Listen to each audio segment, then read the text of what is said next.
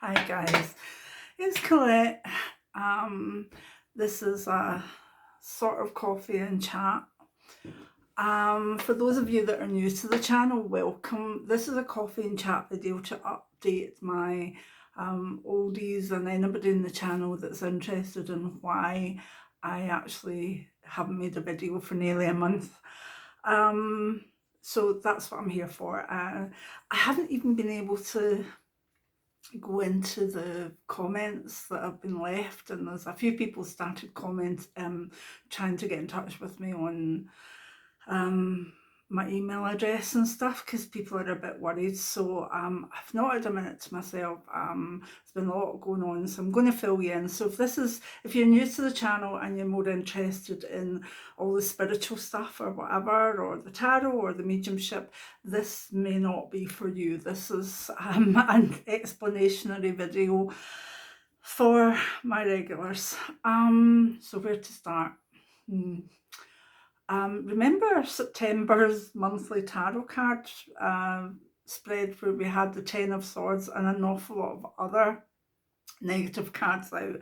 And I said, remember that some people will get hit hard, others won't be hit so much. So September, and we're on the last day of it just now, thank God, turned into a disaster that literally, I don't know, not a total disaster at all, but a very difficult month. It started off in a sort of funny way that wasn't funny, but I have Sjogren's disease, so I have dry skin and I have to moisturise it a lot and also exfoliate. So I try to keep my skin as nice as possible. Um, it was suggested that I tried a new, more gentle exfoliator because of, my skin being quite sensitive, which I did. I got it, I put it on, and my other exfoliator you put on and just left sink into the skin overnight, and in the morning you washed it off. This one you didn't. This one was meant to come off after 2 to 3 minutes, washed off. So I didn't, and I went to bed with it on. I mean, I wakened up in the next morning, my skin was sort of purging as such. There were spots coming out, but it looked as though I'd had a bad sunburn, and I felt so hot. I actually took my temperature because I was worried with all the COVID stuff going on because I was so hot in my face. So I sent a photo to my daughter and said, look what's happened with that new exfoliator. And she said, oh my goodness, did you keep it on for longer than 3-4 minutes? And I was like, I kept it on all night. In fact, I haven't washed off yet. She was like, oh my God. So I washed it off, and my face just got progressively worse. It was like a bad case of sunburn and spots underneath. And there was no way I could cover it. There's no way that I could even touch it. It was so bad. So anyway, that was the first thing. And, I'm joking about it. And it was a bit, my daughter's face when we were online talking, and when she said, what, you didn't wash that off? And I was like, no, been on for 10 hours now. So, so that was the start. And it was like, okay, I'm not going to be so daft again. I'm really bad at reading instructions since I've been away from all my technical stuff in pharmacy and everything like that. I just sort of blunder my way through it, and that was a lesson not to do that with my skin. So the week after that took a week, and 3 weeks ago-ish, Jim has suffered from a bad back. He's got arthritis in his spine, and he's also got sciatica down his right hand side, so it's a difficult thing. But he started to feel some really bad pain in his right hip and down his leg, and it just got worse and worse and worse. And obviously everything happens at the weekend, so this happened overnight on the Saturday through to the Sunday, and it got so bad that he could not sit down, he could not stand, he could not lie down, and he was sort of balanced on one leg, and it got beyond a joke. So I phoned NHS 24 And they said, we'll phone you back. Meanwhile, my daughter was making her way up. 4 hours later, NHS 24 come back to me and was asking me about stuff like how he was or whatever. And I'd moved into the other room because I had a hearing loop on. And that means that I can't hear anything because all the sound goes through the loop to my hearing devices. But at one point, I wanted to see how he was. So when I turned the loop off and put my hearing devices to normal, it meant she heard the background. And Jim was in such a state, he was really, really in pain. I mean, loud pain. And it was very distressing. And she said, right, we're phoning an ambulance. And I was like, thank goodness. So meanwhile, my daughter arrived. Jim was getting more distressed because he didn't quite want to go to hospital with all the COVID stuff or whatever, but he knew that there was no option because I was actually sort of trying to hold him up, and that didn't work. So anyway, the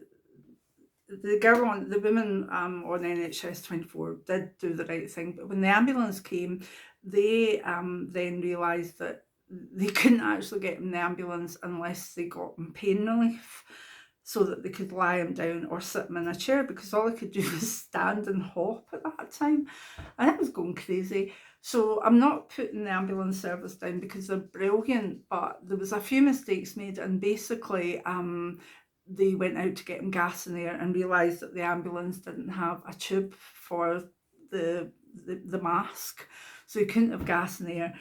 They said they would get morphine, but no one on that ambulance was qualified to give morphine. So they called another ambulance, and we waited about 15-20 minutes for the ambulance to come. Now, we're in a small lane, so when the two ambulances came, it looked like almost a disaster area because the lane's so small and nothing else could get by. And so anyway, they gave him the morphine and got him to hospital, and we couldn't go. We were not allowed to go with him because we weren't allowed into accident and emergency or on the wards. So my daughter and I stayed here, and we had to phone during the night. So but that time I was just really, really, really, really so done in. My hands were hurting because of trying to hold them up and do stuff, and also my back had started to get sore. And I don't really get back pain. I get like hand pain and neck pain, but not lower back. So I thought, well, maybe they'll keep them in. But basically, they said that it was chronic pain and there was nothing they could do about it, and to come and get him. So my daughter, who had gone home by that time, had a little bit of sleep, went back to get him during the night, and she got him in the car. He'd had some painkillers. I think he'd had morphine, and on the way back, on the journey back, couldn't bear the pain. So she did the right thing. She turned right back round and went back to the hospital, ran into accident and emergency and got them to come out. They managed to get him in. Again, said, you can't go in, go home. Meanwhile, I'm here on my own, like, and the dogs were creeping around like, oh, there's something badly wrong here, what's going on? So they took him back in, and basically a lot of stuff happened. He got x-rays and everything. There was no bone damage, and they said it was bursitis, the inflammation of the bursa at the side of the hip, but with a twisted muscle on top, and they gave him a cortisone injection, and they waited to see how he was, and then he got picked up again and come back. Meanwhile, I did no sleep, was exhausted, and still wasn't able to sit. And they couldn't really lie down, so it was back to hopping on one foot. And I thought, well, we'll need to wait for the cortisone injection to kick in. This is a long story. Anyway, I'll get on with it. So it did calm down a wee bit, but I was really, really worried he would fall because he was so unsteady on his feet. And what happened next was that he went as best he could with all the painkillers, this, that, and next thing. We were on our own because by that time I think the first sort of you can't visit people in houses unless it's a carer or whatever. So I was just getting more and more worried he would fall because he was not stable, and I was also trying to feed him, give him his medication, stuff like that. So lo and behold, that went on for a week, and again the following Sunday he fell and had bruises and scratches all over because he actually hit his work. He's got a bit that he uses for crafts, and they hit that on the way down. So I literally just called an ambulance because I couldn't get him up. And then they came and literally wheeled him away again. And then they did various tests and stuff and said, we'll get you physiotherapy, here's the painkillers, here's the anti-inflammatory, off you go. And he come back again the same day. And I was not happy chappy because I thought he would fall again. And but he began to be able to sit down a bit more and lie down. And oh my God, I got so many things, and I got back support, I got a loan of a commode, I got everything done to best as I could, because remember, I'm disabled as well, so trying to be there for him was quite difficult. But anyway, what happened next? Yeah, he fell again. But this time he refused to go back to hospital and didn't want to, and I didn't really want him to either, because they've kind of said that, you know, it's one of these things and he'll have to just put up with it. However, our own GP stepped in and was very, very helpful, and prescribed stuff, and also gave him things that I think I'm not going to talk about because I think they're a wee bit off med. You know, I'm a retired pharmacist, and I think he's been given stuff to help him that's expensive and a wee bit offline. So I'm not going to say anything on that, but it is helping. And then a few days ago, his legs swelled up, and he's now got a vein infection. So antibiotics for that, legs up, everything. So we're kind of getting there, but it's been one thing after another, and that's been September. So I've not even had the chance to go on my community tab and look and even put up, we're all right, it's okay, this is what happened. And I think I did initially, but I never got back to it.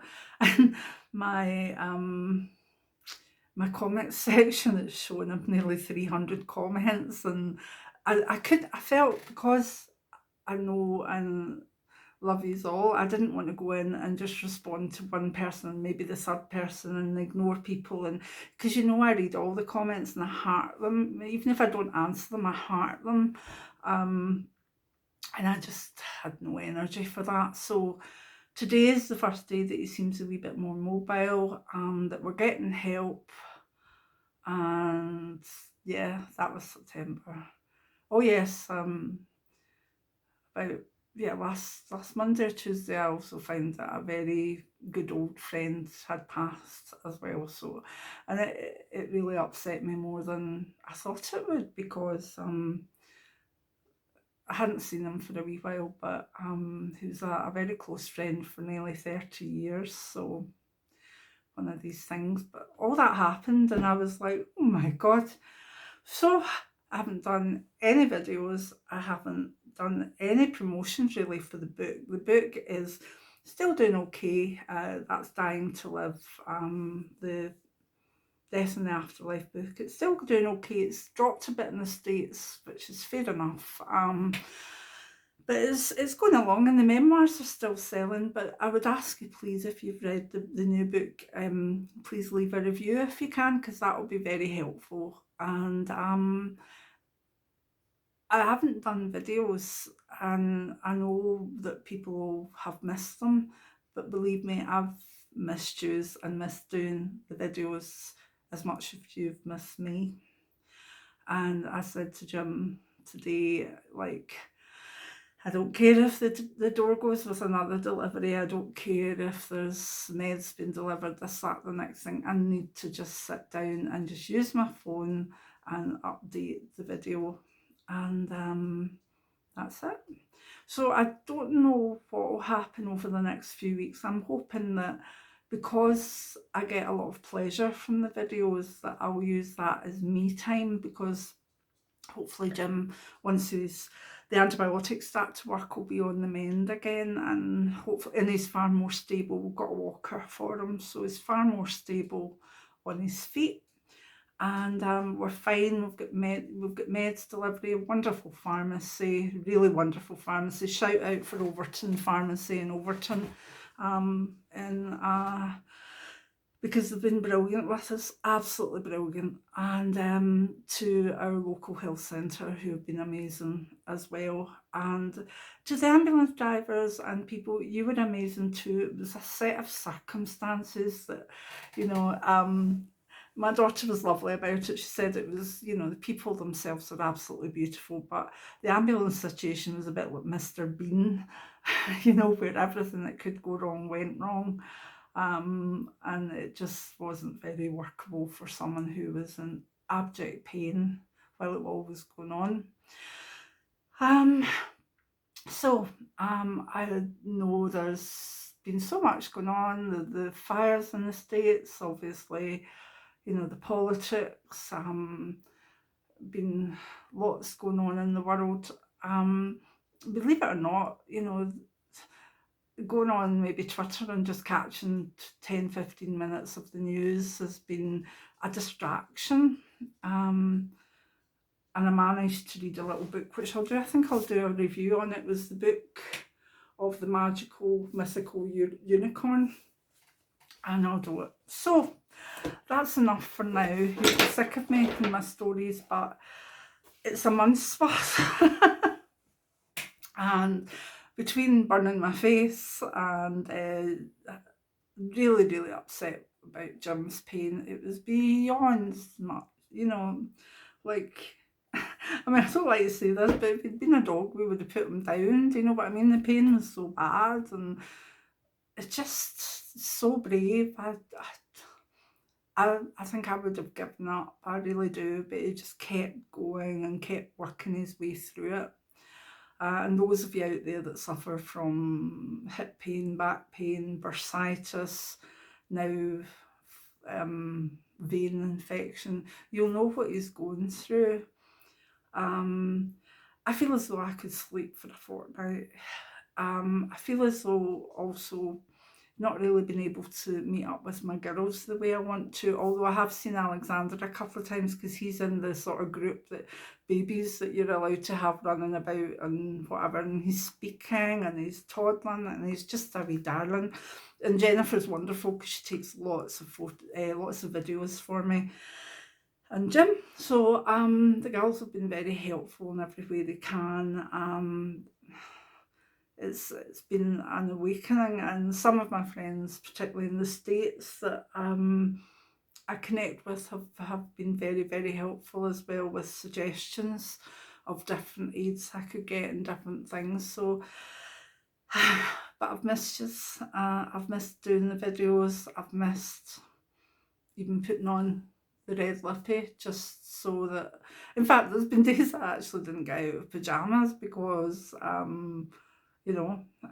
just too busy trying to keep Jim okay and bring him tea and juice and food. And so it's been difficult, but today's the last day of September. Hopefully October will be better. I don't think I'll manage to do the monthly tarot cards, but I'll see what White Storm says for October. I'm almost scared to do it. But that's not the way to be, isn't it? We should face up to things. But there was a lesson as well, a couple of lessons. One, when I do the monthly tarot card, it's almost for you and everybody out there, and then I got on with it. But it's kind of for everybody, and for September, I did get the brunt of it a bit.